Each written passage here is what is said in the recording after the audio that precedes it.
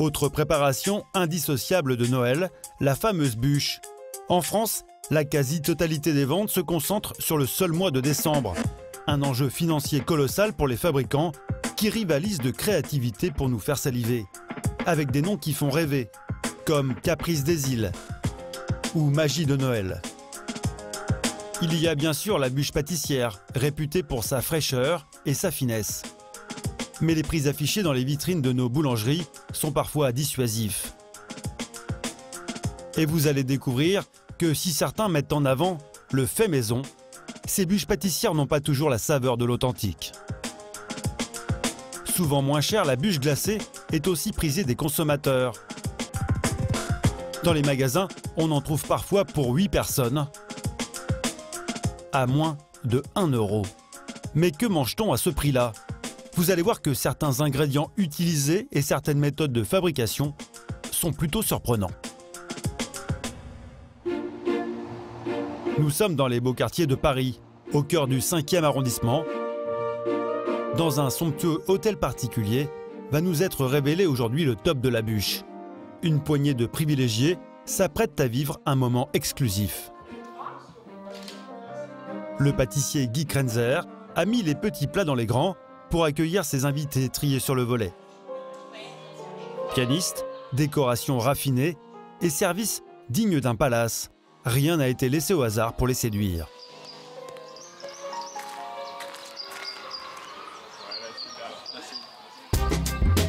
Ce matin, le célèbre pâtissier de la maison Le Nôtre a convaincu le monde entier de venir admirer son nouveau chef-d'œuvre. Une bûche sur le thème de la forêt enchantée. Il y a des petits écureuils. Oui. Tu as tout l'esprit de Noël. Ça, c'est une vraie Voilà, pour les enfants. œuvre d'art. Voilà. Super. On est sur cette fameuse noisette française. On est sur la douceur avec la vanille. Il y a ces petits rondins de bois, mais ils sont en chocolat avec une pâte croustillante. C'est des ingrédients qui vont plaire aux petits et grands. Présentée comme un joyau, Alors, ultra fine. cette bûche pâtissière est mise en vente pour les fêtes au tarif de 130 €. Une journaliste du Financial Times a fait le déplacement depuis Londres pour la goûter. Qu'est-ce que représente la bûche de Noël française pour vous, pour The Magic of Christmas, la magie de Noël pour moi, oui, oui. Et c'est une tradition, on copie un petit peu maintenant à Londres. Une magie de Noël que les journalistes présents sur place savourent déjà. Vous voulez goûter? C'est absolument délicieux, oui. Pour entretenir son image haut de gamme, le pâtissier confectionnera uniquement 600 exemplaires. Ça, c'est une bûche un peu série limitée. Il y a vraiment travail un petit peu d'orfèvre, de dégustation. Et en général, elles sont toutes vendues à l'avance. Une bûche que seulement quelques privilégiés pourront déguster. Mais celle qui, à la faveur des Français, elle, est beaucoup plus abordable. À Carcassonne, un professionnel a accepté de nous livrer ses secrets de fabrication. Christophe Barbier est spécialisé dans la bûche glacée. Salut Yann. Ça va? Sa bûche, on la trouve au rayon surgelé de nos magasins, à côté des glaces. Christophe en produit à la chaîne 40 000 par an. À 2 mois des fêtes, l'activité de l'industriel bat son plein. La recette du jour, une bûche vanille mangue passion. Allez, c'est parti.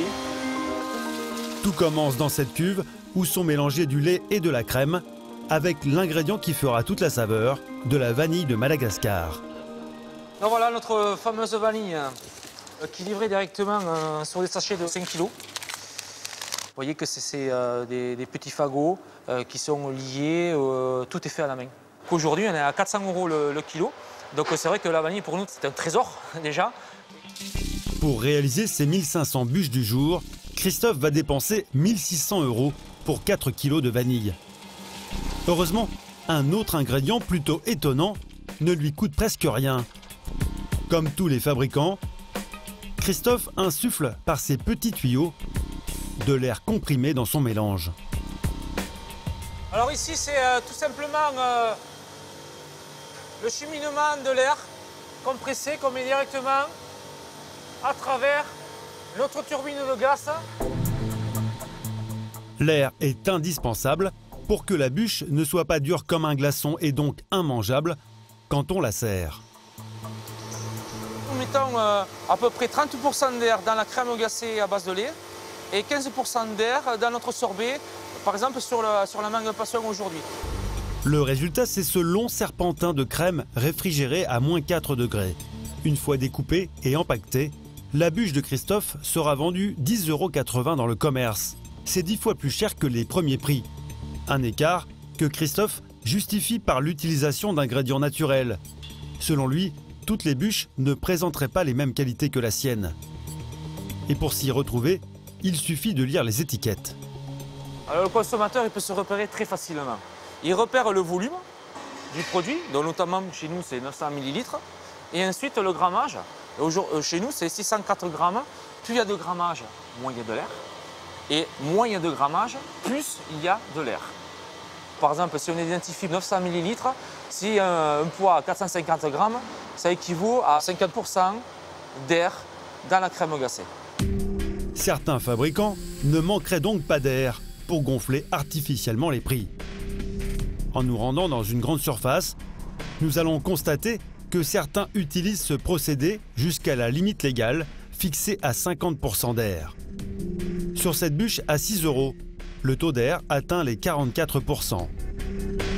Cette célèbre glace, au doux nom italien qui coûte moins de 4 €, contient 47% d'air. Mais l'exemple le plus frappant, c'est la bûche premier prix à moins d'1 €. Quand vous achetez cette glace, la moitié de ce que vous mangez est de l'air. Une fois dégivrées, les bûches trop remplies d'air s'affaissent plus rapidement. Alors, comme pour les ballons de la décoration de Noël, attention au surgonflage. L'autre astuce utilisée par les industriels pour abaisser les coûts de fabrication, c'est aussi parfois de remplacer des ingrédients les plus chers par des substituts et des extraits. Notamment pour les arômes, pas toujours très naturels. De quoi sont-ils composés et surtout, comment sont-ils fabriqués ? Pour le savoir, nous avons pris rendez-vous avec le seul laboratoire qui ait accepté de nous ouvrir ses portes. Ce fabricant indépendant d'arômes en conçoit chaque jour pour les industriels de la pâtisserie. Voilà. Ce matin, son directeur doit réaliser un arôme de vanille pour un fabricant de bûches de Noël. Donc ça, c'est de ce qu'on appelle la vanille rouge. C'est une vanille qui est spécifique donc pour les extraits parce qu'elle est très sèche. Avec lui, pas forcément besoin d'ajouter ses gousses de vanille à la recette d'une bûche, car il a une technique pour en extraire la formule. Ces vanilles rouges en petits morceaux, on va les couper. Ensuite, on va le mettre dans un petit tube pour faire l'analyse de sa composition et d'essayer de refaire un arôme de vanille qui soit le plus proche possible de la réalité. Donc on le met dans une machine, on le passe dans une machine qui s'appelle une chromatogazeuse spectro de masse. Elle est capable de vous dire ce qui est contenu dans cet extrait. Cette machine au nom imprononçable est la même qu'utilise la police scientifique pour ses enquêtes de scènes de crime. Un extrait de la gousse est injecté dans la machine qui va analyser toutes les molécules qui la composent. Une sorte d'ADN de la matière première. C'est parti. On va obtenir donc un spectre d'analyse, on aura les différents pics qui vont représenter les différents composants de cet extrait de vanille. Et ensuite, donc on pourra analyser que l'extrait de vanille contient par exemple de la vanilline, de l'acétoïne, du maltol. Une fois chaque molécule qui compose la vanille identifiée, il leur suffit de consulter le manuel de chimie. Objectif, recréer le goût de vanille de façon totalement artificielle et à moindre coût. Pour cela, direction l'espace de stockage au sous-sol. Alors là, donc ce qu'on a déterminé après le spectre qu'on a fait, donc le guaiacol. Juste là. Alors, et le maltol, on l'a pris? Là. Il est là. Dans ce grand frigidaire sont entreposés des centaines de bidons aux noms incompréhensibles. Certains portent des sigles plutôt inquiétants. On a une flamme sur le bidon bleu. Là. Toutes ces molécules sont des molécules qui sont extrêmement concentrées. C'est-à-dire que quand vous allez refaire l'arôme, vous allez en mettre une très petite quantité, mais en haute concentration, sont des produits qui sont dangereux. Là, si je vous disais de boire une gorgée de l'un de ces produits, vous me diriez quoi? Je vous demanderais si vous avez l'habitude de boire un berlingot de Javel, vous, chez vous? Non. L'arôme de synthèse qu'il va fabriquer est un produit dangereux s'il est consommé à forte dose. Mais la loi française est stricte et impose des doses maximales à ne pas dépasser. Pour recréer l'arôme de vanille, les deux chimistes vont utiliser 7 substances différentes. Alors on va commencer par le guayacol. 0,01%. Une demi-goutte, là ça va être pratique. Oui. Ils respectent scrupuleusement la recette. Et 1 heure plus tard, l'arôme prend forme. Nos deux laborantins semblent plutôt satisfaits de leur potion du jour. Ça me rappelle mon enfance. Le mélange amande amère, noix de coco qui ressort un peu quand même. Un petit peu une petite complexité dans cette vanille. Ah, mais ça fait vraiment pâtissier. De toute façon, c'est vanille pâtissière. Si certains industriels utilisent des arômes chimiques dans leurs bûches, c'est parce qu'ils coûtent 20 à 40 fois moins cher. Ce flacon d'arôme synthétique de vanille est vendu 10 € le litre. Une somme dérisoire par rapport au prix de la gousse de vanille de Madagascar à 400 € le kilo. Avant d'acheter votre bûche, il faut donc bien décrypter les étiquettes et c'est assez subtil. S'il est écrit arôme ou arôme naturel, il s'agit d'un extrait synthétique. Pour déguster de la vraie vanille, il faut sur le paquet la mention complète arôme naturel de vanille. Dans nos magasins, les meilleurs produits côtoient les desserts bon marché, qui ne donneront pas toujours l'éclat souhaité à notre table de Noël. Alors beaucoup de Français font confiance à leur boulanger, qui propose chaque année des bûches pâtissières alléchantes. Un gage de fraîcheur et de qualité garanti par la mention « fait maison ». Pourtant, vous allez voir que ce n'est pas toujours le cas. Certains artisans indélicats utilisent une petite combine à l'approche des fêtes.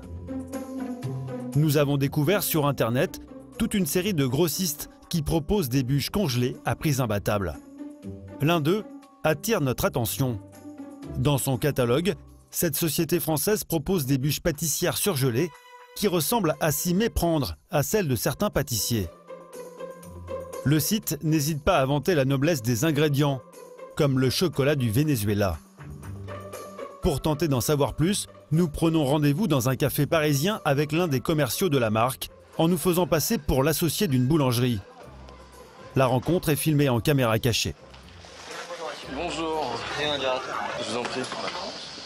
Alors, on essaye de chercher un moyen de pouvoir vendre des bûches sans avoir à les fabriquer. Voilà. C'est pas une hérésie de faire ça. Hein. Il y en a de moins en moins. Qui font maison. Si vous saviez, même les grands. Ah ouais. Ah oui. Oui, c'est ça qui est honteux. Selon lui, les boulangers font appel au service de sa société parce qu'elle livre des bûches clés en main à des prix très abordables. Donc hors taxe, on est à... Celle-là, on a 15 € la bûche. Celle-là, on a 14 €. Et on peut la vendre à combien? Vous, normalement, en boulangerie, vous calculez à la part. Ouais. 8 parts, on va dire, entre 4 et 5 € la part. Donc il faut 5, 40. Une bûche revendue 40 €, mais achetée 15 € seulement. Une marge très intéressante pour le boulanger, qui gagne 25 € sur chaque produit. Et le mode d'emploi est plutôt simple. Et ça se décongèle combien de temps avant de la... On a mis 4 heures en chambre froide. Et je peux la garder combien de temps une fois que je l'ai décongelée? Légalement, 48 heures. On peut aller jusqu'à combien à votre avis du coup? C'est un peu comme vous à la maison, pendant 4 jours, c'est pas grave. Il n'y aura pas de mort. Hein. Visiblement peu regardant sur les mesures d'hygiène, il va même nous donner une petite astuce, tout à fait légale, pour faire croire que ces bûches sont faites maison. Légalement? Après, vous partez de cette base-là, de faire un caramel au beurre salé, il fait le déco au caramel au beurre salé dessus, il monte le chantilly, machin et tout, le produit est transformé, c'est fait maison.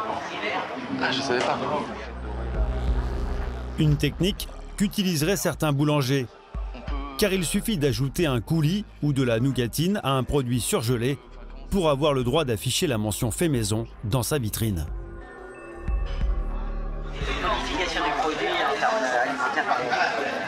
sein il fait mes trucs. C'est pour ça que la belle il veut plus rien faire. Si je mets un Père Noël, ça suffit ou pas? Alimentaire. Transformation alimentaire. Ok, ouais, super. Pour bien choisir sa bûche, la meilleure solution est donc d'avoir confiance en son pâtissier. Écoutez, je reviens vers vous du coup. Avec cet entretien, nous comprenons que le marché des bûches de Noël semble attirer toutes les convoitises, et c'est loin d'être le seul.